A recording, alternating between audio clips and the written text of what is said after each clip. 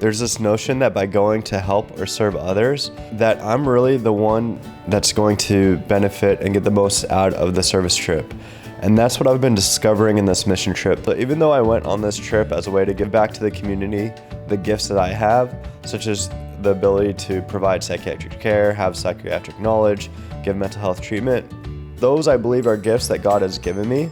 And that I find that by giving back to others, I'm becoming more fulfilled in the process. This is my 6th mission trip so far, and one of my goals on this trip is to learn what spiritual lesson each day may provide. So day 1, arriving into the Philippines, the jet lag and exhaustion was real. It was about 15 hours ahead, and not sleeping much over the flight. The first night definitely had its challenges, but from my understanding, there's a special blessing when you push yourself, especially doing a good deed when you're tired or not feeling well, and maybe that's part of the struggle or that's part of the process or growth. So much of my time when I wasn't sleeping that first day was preparing some of the lessons I would have later for the week, whether it's spiritual talks related to people from the Bible or parables from the Gospels. Also, there are talks that I'm giving for a local university, so it gave me time to prepare those. And the first day of the service trip, we started off with a liturgy.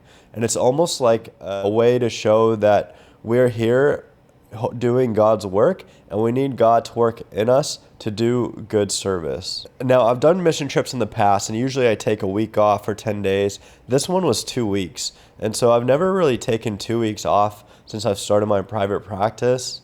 And it gave me a little bit of apprehensions. And one of the priests on the trip, he was a monk, so oftentimes monks have a lot of knowledge and wisdom they can share. And so he happened to be visiting also the same time. Actually, this isn't really where he's supposed to do his service, but he was asked to stay longer because of the mission trip and to help provide support, help with the mission trip needs. And on the first day, he mentioned that it was difficult to spend time away from the people he serves, as they may need him and may need his support. And so part of me feels this was a message from God to me, and it might be the same way I feel about leaving my practice. I can't be that attentive dealing with the practice needs, especially with me being in a different time zone with different or other responsibilities. So later the first day, we visited a place where kids who had cancer were staying. They were staying here with their mothers. And one of the priests with us, Father Bishoy, gave an encouraging word to the mothers. In the gospel, it says, basically, take up your cross and come follow me. And he says, whatever the cross could be like a difficulty or challenges that God gives us, we have to be thankful for it. And he correlated the cross with the mothers having to deal with their kids having cancer. That's the cross that the mothers have to bear, and that they have to be thankful for it. And hopefully, in the process of thankfulness, they are going to grow in the process, and a good outcome will come with their children. On the first day, also, there's a beautiful story that the bishop relayed to us, Bishop Ruiz. And there's a beautiful story about how the Coptic Orthodox Church started in the Philippines. And so it actually started when 2 Filipino students were studying abroad in the United States, and they got involved with the Coptic community at their local universities. So some university students that were Coptic got together to have a Bible study. Maybe they'd sing hymns. And so there were 2 different people. One was at a different university, another at a different university, and they all happened by chance to come across the Coptic community. One of them was baptized, and they liked it so much that when they came back to the Philippines, they looked for an Orthodox church. And they searched, and they only found a Greek Orthodox church. So they go to the Greek Orthodox church and ask them if they knew of a Coptic Orthodox church there, and they didn't. And the first person did that. And then the second person, a few hours later, happened to do the same thing. Went to the Greek Orthodox Church, asked if there was a Coptic Orthodox Church. They didn't, but they said there was someone who came just before you. Maybe you guys can meet up. And so that was really, it happened to be a boy, a girl. They ended up getting married in the Coptic Church. And that was one of the ways how the Coptic Orthodox Church started in the Philippines. In the meantime, the Coptic Orthodox Church Foundation is pretty much in Egypt. And a lot of times they'll send missionaries to different parts of the world to serve. And also around this time, they started sending people from Egypt to the Philippines to help serve. In day 2, we started with a group prayer and Bible study. And then we went to this local elementary school to help provide the dental, medical, and mental health care. And so me personally, I ended up seeing kids that were ages 5 through 7 in elementary school. And they came with a various problems. Like basically there's a 5-year-old that was very hyperactive, trouble sitting still, had trouble focusing, completing tasks, and the mother wanted help to manage this. There's only so much I could do in this scenario because I don't have the stimulant medication such as Ritalin that they would need to help calm down. But there are some things that can help, like avoiding sugary or highly processed foods or sweets. It's thought may help with the hyperactivity. So really, I just educated the mother the best I could about some steps that she could try that can help with her son's condition. Some other things were kids that came in with emotional outbursts. And then another very interesting case was about a kid who basically was adopted. His mom could not take care of him and left him in like a cardboard box outside for someone to take him and take care of him. And then the person who ended up taking care of him is an older guy in his like late 60s, late 70s. The kid is now pretty young. The kid is reaching like maybe 10 years old, and his caregiver is just concerned who's going to help take care of the kid when he passes away. And these are valid concerns. And from a mental health perspective, I look at really what I can do to help with the kids. And because the kid isn't really having any major problems in his school or in his relationships, there's not really any mental health thing for me as a psychiatrist to address with the kid. But perhaps there's social work services that can help the family should something happen to the caregiver. The priest afterwards, Father Moses, and he basically informed me how he was able to go from his monastery in Egypt to serve the church in the Philippines.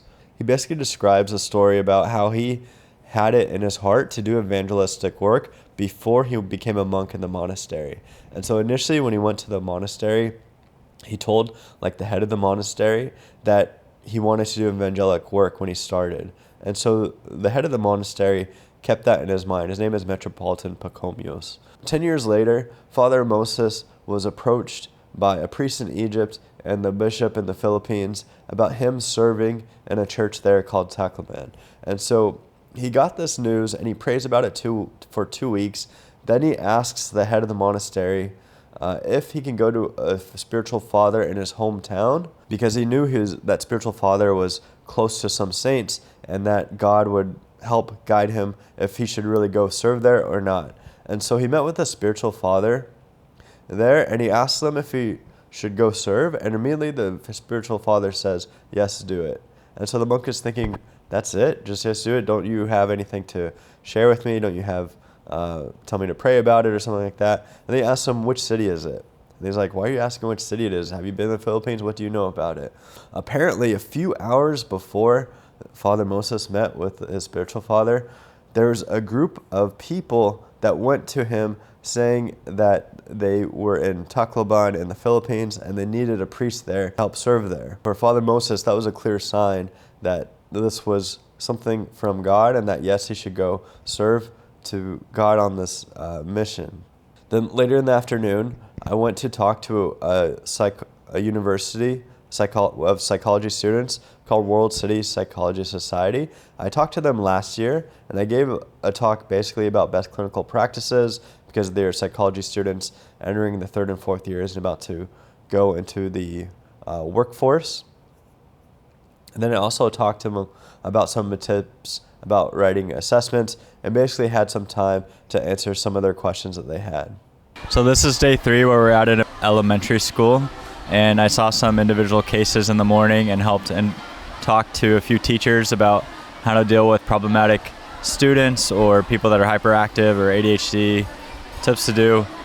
Really kind of limited about how to treat ADHD. Some of the cases were a little bit challenging, or there are some students who their parents are working abroad and so they don't have a close relationship with their parents, or they're being raised by other caregivers, and so they may act out or have anger because their parents aren't that involved with their life because their parents have to work and they're working abroad or overseas.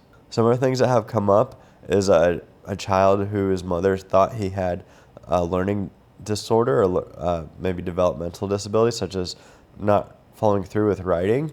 And it was a little bit tough for me to see, is this guy not really just putting in effort to write, or is there actual learning disability there? And so I suggested if it's something that continues, he may need to see a more specialist doctor to see if there's any neuropsychological thing that's happening there. And one of the difficult cases that I did see was a kid who just was too anxious or afraid to go to school because of an incident he had with a teacher.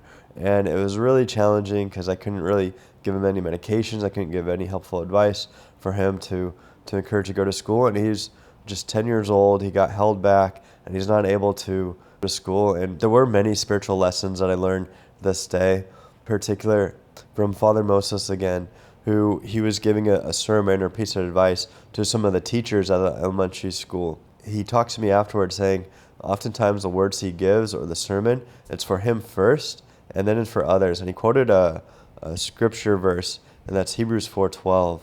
The word of God is living and powerful, sharper than any two-edged sword.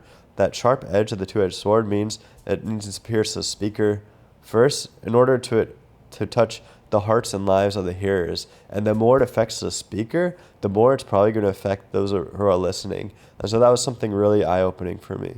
Also, he quoted some verses from about anxiety, because the teachers here were dealing with a lot of anxiety, stress, taking work to home, and had difficulty with the work-life balance. So he quoted Matthew 7:7 and Philippians 4:6 as a way for them to address the anxiety. They have to be very thankful for it. They have to be thankful for everything. Life is a gift, and really to pray about it, put it in God's hands, and that will help to cope or deal with the anxiety. We celebrated our religious occasion in the day with a delicious meal. The nonprofit organization does a great job at making sure we are well fed. And the next day, the mission resumes back at the church, and as usual, we start off with a morning prayer and Bible study. It was a big clinic with mostly dental cases and some medical cases. I did see a few psychiatric cases, but not many showed up today. The weekend consisted of a retreat that we held with the Philippine church, and the missionaries, myself included, helped to talk to them about the importance of service. Some of it was playing games and activities, but it got me to think why perhaps our Coptic church and many churches around the world come to the Philippines. There are simple people who have this great enthusiasm, energy, they're encouraging, and they seem to have this warm affection and love for each other. And perhaps it's what God's grace can work in to help them better each other, those around them, and the world altogether.